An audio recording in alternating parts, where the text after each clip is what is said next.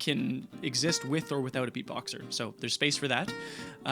It is easy and repetitive to learn. So there's lots of repetition in this arrangement.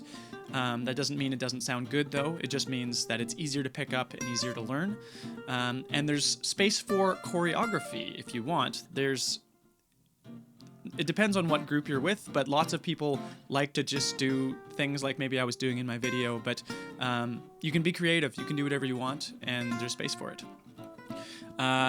If you did enjoy this arrangement, share it with someone you know. Share it with someone who sings in a choir or with a high school level choir, because this is how this YouTube page or my Facebook page is how I get my arrangements seen by other groups, and I would love to have this be sung by other people. I would love to hear it be sung.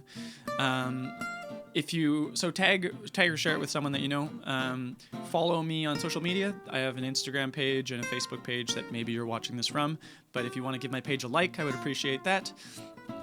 Let me think. Big thank you to my patrons. They are people who are pledging money to me.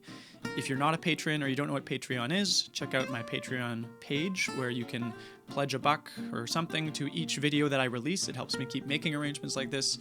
And there's special rewards and a trailer video on the page. So if you're interested in getting some kind of reward for the pledge amount, you can check those out.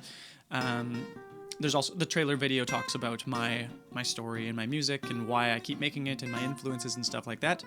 If you're interested in commissioning me to write an arrangement for you, I do that. Shoot me an email, and I'm already working on another commission right now. I'm really excited about that, but I'm always looking for more. So hope to talk to you soon, and